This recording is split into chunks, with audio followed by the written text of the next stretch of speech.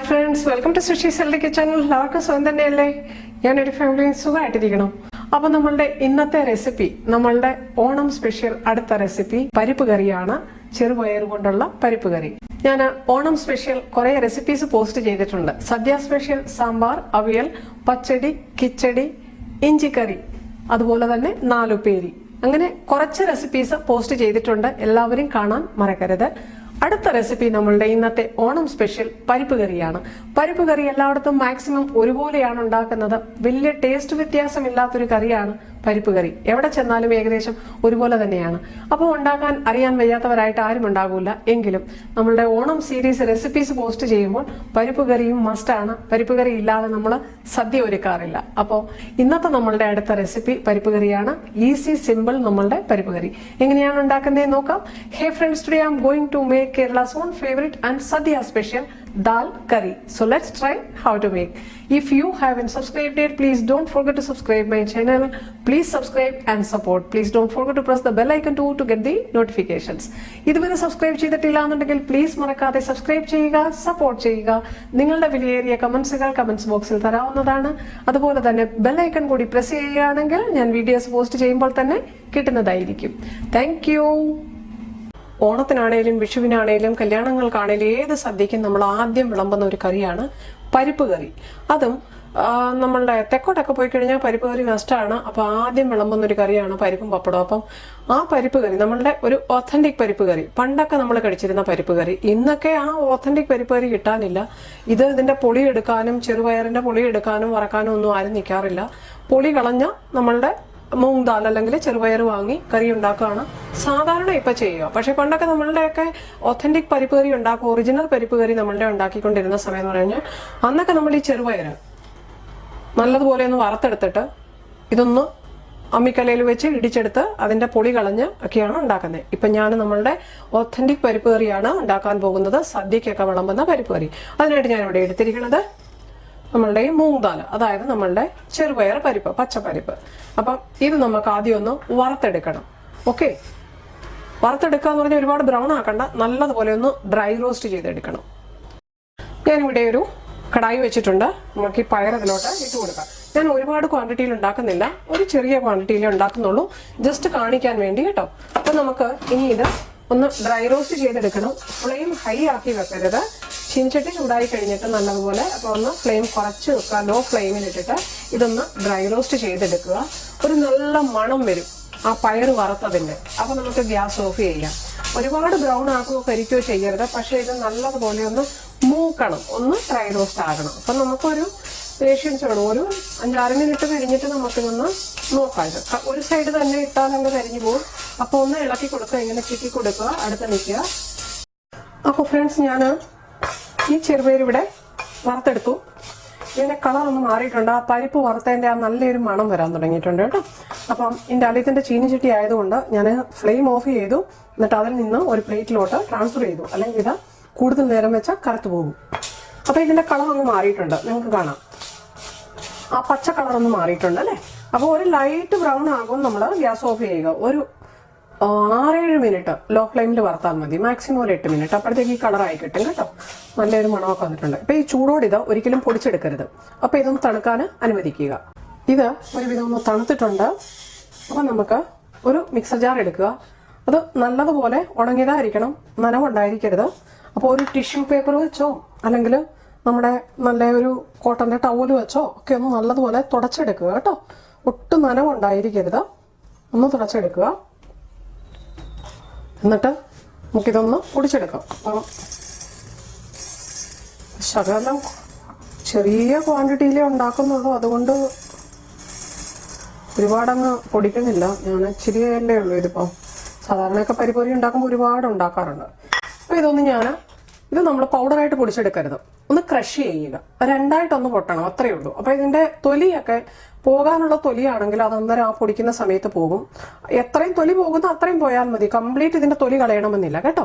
അപ്പൊ നമ്മൾ കല്ലയിലൊക്കെ വെച്ചിട്ടാണ്, സാധാരണ അമ്മിക്കല്ലയിൽ വെച്ചിട്ട് ഈ പരിപ്പ് ചൂടാക്കിയിട്ട് പയറ് നമ്മളൊന്ന് ചതച്ചെടുക്കും, ഒന്ന് പൊടിച്ചെടുക്കും. അപ്പൊ ചെറുതായിട്ട്.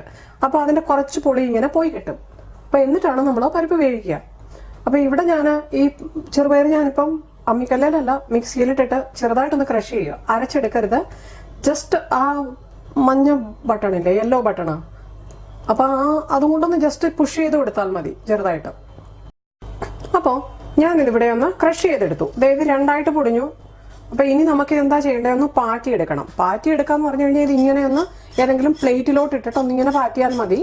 പ്ലേറ്റിലോട്ട് ഇട്ടിട്ട് ഇങ്ങനെ ഒന്ന് പാറ്റി കൊടുക്കുക. അപ്പം ആ സ്കിൻ ഇവിടെ ഇങ്ങനെ സൈഡിലോട്ട് അടിഞ്ഞു വരും. എന്നിട്ട് ഈ സ്കിൻ എടുത്ത് കളയാം. അങ്ങനെ നമുക്ക് ഒരു 2-3 പ്രാവശ്യം പാറ്റി കഴിയുമ്പോൾ ലൂസായ കുറച്ച് സ്കിന്നെല്ലാം പോയി കിട്ടും. അതുപോലെ ഫ്രണ്ട്സ്, നിങ്ങളുടെ അടുത്ത് ഇവിടെ നമ്മുടെ അടുത്തൊക്കെ മുറമൊന്നും കാണത്തില്ലല്ലോ പാറ്റിയെടുക്കാം. നാട്ടിലാണല്ലേ അല്ലേ മുറമൊക്കെ യൂസ് ചെയ്ത് പാറ്റിയെടുക്കാൻ പറ്റുള്ളൂ.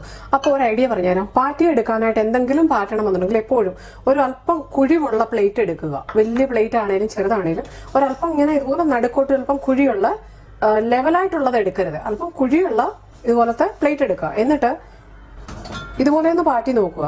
ഈസി ആയിട്ട് പാറ്റിയെടുക്കാൻ പറ്റും. ഇങ്ങനെ ഈ പരിപ്പ് ഇവിടെ കഴുകിയെടുത്തു. നമുക്കത് കുക്കറിലോട്ട് ഇട്ട് കൊടുക്കാം. രണ്ടാമത്തെ സ്റ്റെപ്പ് ഇത് വേവിച്ചെടുക്കുക. അപ്പോൾ ഒരുപാട് വെള്ളം ഒഴിച്ചു കഴിഞ്ഞാൽ ചെറുപയർ വേവിക്കുമ്പം ശ്രദ്ധിക്കേണ്ട കാര്യം, ഒരുപാട് വെള്ളം അങ്ങ് ഒഴിക്കരുത്.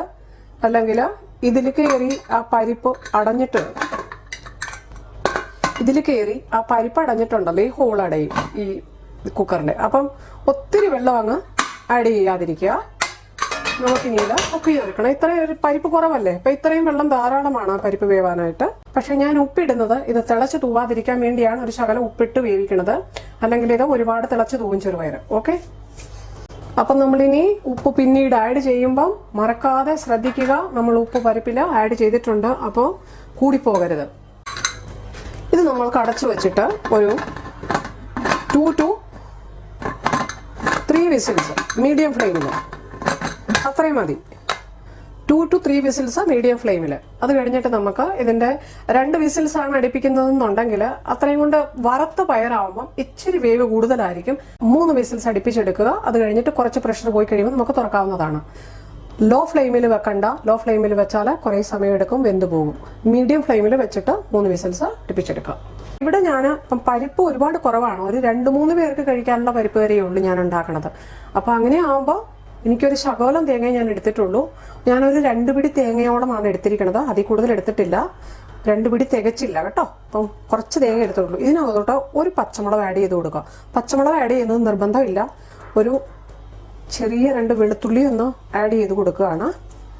ചിലർ സദ്യയുടെ പരിപ്പ് കറിക്ക് വെളുത്തുള്ളി ആഡ് ചെയ്യാറില്ല. പക്ഷെ തെക്കോട്ടൊക്കെ പോയി കഴിഞ്ഞാൽ ഞങ്ങളൊക്കെ ഉണ്ടാക്കുന്ന പരിപ്പ് കറിക്ക് ഞങ്ങളൊരു വെളുത്തുള്ളി ആഡ് ചെയ്യാറുണ്ട്. ഒരല്പം മഞ്ഞൾ ഒന്ന് ആഡ് ചെയ്യുക. ഇതിനകത്ത് നമുക്ക് ഒരു നുണ്ട് ജീരകം ആഡ് ചെയ്ത് കൊടുക്കണം. നല്ല ജീരകം, ഒരു 1/2 ടീസ്പൂൺ ജീരകം ആഡ് ചെയ്ത് കൊടുത്തു. ഇനി ഇത് നല്ല ഒരു ഫൈൻ പേസ്റ്റ് ആയിട്ട് നമുക്കൊന്ന് അരച്ചെടുക്കണം. പരിപ്പ് കറിക്കൊക്കെ ഞാൻ നല്ലതുപോലെ അരച്ചെടുക്കും, വെണ്ണ പോലെ നല്ലതുപോലെ അരച്ചെടുക്കുക. ഇതൊരല്പം വെള്ളം ചേർത്ത്, ഒരുപാട് വെള്ളം ചേർത്താൽ തേങ്ങ അറിയൂല.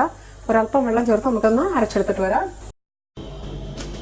ഫ്രണ്ട്സ്, നമ്മളുടെ പരിപ്പ് ഇവിടെ നല്ല പരിവകത്തിന് വെന്തു. ഞാൻ 3 വിസിൽസ് മീഡിയം ഫ്ലെയിമിൽ അടുപ്പിച്ചു. അത് കഴിഞ്ഞിട്ട് പ്രഷർ പോയി കഴിഞ്ഞിട്ടാണ് തുറന്നത്. പ്രഷർ പോകുന്നതിന് മുന്നേ തുറന്നില്ല. ഓക്കെ, അപ്പൊ അതാണ് അതിന്റെ കറക്റ്റ് ആ പരുവത്തിന് വെന്ത് കിട്ടി. അങ്ങ് മാഷായിട്ടില്ല, പക്ഷെ നല്ലപോലെ ഉടഞ്ഞു വെന്തു.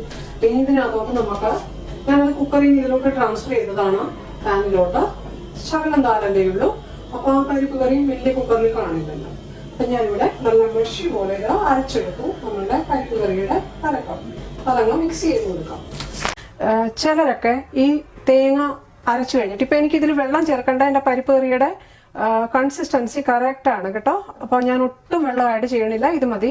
നമ്മൾ കടുക് വറുത്ത് കഴിയുമ്പോൾ ഒരല്പം കൂടെ കട്ടിയാവും പരിപ്പ് കറി. അപ്പൊ നിങ്ങൾക്ക് എങ്ങനെയാണോ തിക്നെസ് വേണ്ടത്, ഒത്തിരി കട്ടിപ്പരിപ്പാണ് വേണ്ടതെന്നുണ്ടെങ്കിൽ കുറച്ച് തിക്കാക്കാം. അതല്ല നമ്മൾ സാധാരണ ചോറിനൊക്കെ സദ്യക്ക് ഒഴിക്കുമ്പോൾ ഇച്ചിരി ഈ ഒരു കൺസിസ്റ്റൻസിയിലാണ് ഇരിക്കുന്നത്. ഇത്രയൊരു കൺസിസ്റ്റൻസി മതി. അതിൽ ഇങ്ങനെ മതി എന്നുണ്ടെങ്കിൽ ഇങ്ങനെ വെക്കാം. അപ്പൊ ഈ സമയത്ത് ഉപ്പൊന്ന് നോക്കുക. ഞാൻ ഒരല്പം ഒന്ന് ആഡ് ചെയ്തു. ടേസ്റ്റ് ചെയ്തിട്ട് വേണമെന്നുണ്ടെങ്കിൽ ആഡ് ചെയ്ത് കൊടുക്കാം. വളരെ ഈസിയാണ് ഈ പരിപ്പ് കറി ഉണ്ടാക്കാൻ. എല്ലാം പെർഫെക്റ്റ് ആണ്. ഇനി ഉപ്പിന്റെ ആവശ്യമില്ല. കറക്റ്റ് ആണ് ഉപ്പ്. നല്ല ടേസ്റ്റും ഉണ്ട്. ചില സ്റ്റേറ്റ്സിലോട്ട്, ചില നാട്ടിലോട്ടൊക്കെ ഈ നമ്മൾ തേങ്ങ ആഡ് ചെയ്ത് കഴിഞ്ഞാൽ പരിപ്പ് കറി തിളപ്പിക്കത്തില്ല, ഒന്ന് ചൂടാക്കിയുള്ളൂ. അപ്പൊ അങ്ങനെ ചെറുതായിട്ടൊന്ന് ചൂടാക്കുന്ന പരിപ്പ് കറി സദ്യക്കൊക്കെ വിളമ്പി കഴിയുമ്പോഴത്തേക്ക് അഴുക്കായി പോകാറുണ്ട്, വളിച്ചു പോകാറുണ്ട് പെട്ടെന്ന്, കണ്ടിട്ടില്ലേ? അത് ഒരുപാട് സമയം വെച്ചേക്കാൻ പറ്റത്തില്ല. അതേസമയം നിങ്ങൾ ഈ തേങ്ങ ആഡ് ചെയ്ത് കഴിഞ്ഞാൽ ഇത് നല്ലതുപോലെ ഒരു 2-3 പ്രാവശ്യം തിളപ്പിക്കുക. ലോ ഫ്ലെയിമിൽ, ഒരുപാട് ഹൈ ഫ്ലെയിമിലല്ല വെച്ചിട്ട് ഒരു 2-3 പ്രാവശ്യം ഒന്ന് തിളപ്പിച്ചിട്ട് വാങ്ങുക. അങ്ങനെ തിളപ്പിച്ചിട്ട് വാങ്ങുന്ന പരിപ്പ് കറി അടുത്ത ദിവസം വരെയും വളിക്കാതെയും അഴുക്കാകാതെ ഇരിക്കും. ഇപ്പം നല്ലതുപോലെ തിളയ്ക്കാൻ തുടങ്ങിയിട്ടുണ്ട്. ഞാനതൊരു 1 മിനിറ്റ് തിളപ്പിച്ചിട്ട് വാങ്ങുകയാണ്. കാരണം ഇതിനി ഇപ്പം പുറത്ത് വെച്ചിരുന്നാലും മതി, ഫ്രിഡ്ജിൽ വെക്കാതെ ഈവനിങ് വരെ അഴുക്കാവത്തില്ല. ഞാൻ ഇനി ഇതിലോട്ട് കടുക് വറുത്തൊഴിക്കാൻ പോവാണ്. അപ്പം ഞാൻ കടുക് വറക്കാനായിട്ട്, പരിപ്പ് കറിക്ക് കടുക് വറക്കാനായിട്ട് ഒരു പാൻ വെച്ചു. ചെറിയ നമ്മളുടെ പാൻ നല്ലോണം ചൂടായിട്ടുണ്ട്. ഇവിടെ ഞാൻ ഒരു 1 ടേബിൾ സ്പൂൺ വെളിച്ചെണ്ണ ഒഴിച്ചു കൊടുക്കുവാണ്. ഒരല്പം വെളിച്ചെണ്ണ മതി, ഒരുപാട് വേണ്ട കേട്ടോ. ഹെൽത്ത് കോൺഷ്യസ് ആയതുകൊണ്ട് കുറച്ച് എണ്ണയൊക്കെ കുറച്ച് യൂസ് ചെയ്ത് കാണിക്കുകയാണ്. പിന്നെ പരിപ്പ് ഒരുപാടില്ലല്ലോ. അപ്പം നിങ്ങൾക്ക് ആവശ്യമുണ്ടെന്നുണ്ടെങ്കിൽ എണ്ണ കുറച്ചേറെ ആഡ് ചെയ്തിട്ട് കടുക് വറക്കാം. വെളിച്ചെണ്ണയ്ക്ക് പകരം നെയ്യ് യൂസ് ചെയ്യുകയാണെങ്കിൽ കുറച്ചുകൂടെ ടേസ്റ്റ് ആയിരിക്കും. നെയ്യ് യൂസ് ചെയ്യുമ്പോൾ ഈ ദാൽ ഫ്രൈക്ക് നെയ്യാണ് സാധാരണ എല്ലാവരും പരിപ്പ് കറിക്ക് ചോറിന് മുകളിൽ പരിപ്പ് കറി ഒഴിച്ചു കഴിഞ്ഞിട്ട് നമ്മൾ 1 സ്പൂൺ നെയ്യ് കൂടെ മുകളിലോട്ട് ഒഴിച്ചു കൊടുക്കും. പിന്നെ പപ്പടം ചേർത്ത് കഴിക്കുകയാണ് ചെയ്യുന്നത്. അപ്പോൾ ഇവിടെ നമുക്ക് അല്പം കടുക് ആഡ് ചെയ്ത് കൊടുക്കാം. കടുക് പൊട്ടി വരുന്നുണ്ട്. ഞാനിവിടെ ഒരു ചെറിയ ഷാലറ്റ്സ് ഒരെണ്ണം ഒന്ന് ചെറുതായിട്ട് കട്ട് ചെയ്ത് ആഡ് കൊടുക്കുക. നിർബന്ധമില്ല കേട്ടോ ഷാലറ്റ് ആഡ് ചെയ്യണം. ചുമന്നുള്ളി ആഡ് ചെയ്ത് ഒന്നും നിർബന്ധമില്ല. ചുമന്നുള്ളി ആഡ് ചെയ്ത് കടുക് വറക്കിയപ്പോൾ വളരെ വലുതാണ്. എൻ്റെ കാര്യം ചുമന്നുള്ളി ആഡ് ചെയ്യാതെയും കടുക് വറുത്താലും നമുക്ക് ടേസ്റ്റ് കാണും. പക്ഷേ പരിപ്പ് കറിക്ക് ആയതുകൊണ്ടാണ് ഞാൻ ഇച്ചിരി ചുമന്നുള്ളി ഒരെണ്ണം ചെറുത് കട്ട് ചെയ്ത് ആഡ് ചെയ്തത്. ഈ മുളക് ഇട്ട് കൊടുക്കാം. മുളക് ഞാൻ ആദ്യം ആഡ് ചെയ്യാത്തത് ഞാൻ പറഞ്ഞിട്ടുണ്ട്. അത് ചുവന്നുള്ളിയുടെ കൂടെ ഇട്ടാൽ മുളകങ്ങ് കരിഞ്ഞു പോകും. അപ്പം ഇതൊന്ന് ബ്രൗൺ ആയി വന്നിട്ട് നമുക്ക് കറിവേപ്പില കൂടെ ആഡ് ചെയ്യാം.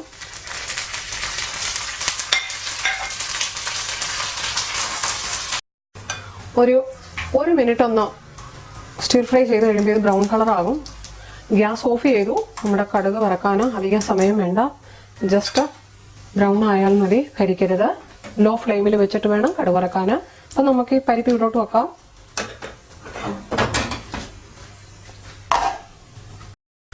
അപ്പോൾ നമുക്ക് ഈ കടുക് വറുത്തത് ഇതിലോട്ട് ആഡ് ചെയ്ത് കൊടുക്കാം. കറി ഇതിലോട്ട് എടുത്തിട്ട് ഒഴിച്ചു കൊടുത്താൽ മതി.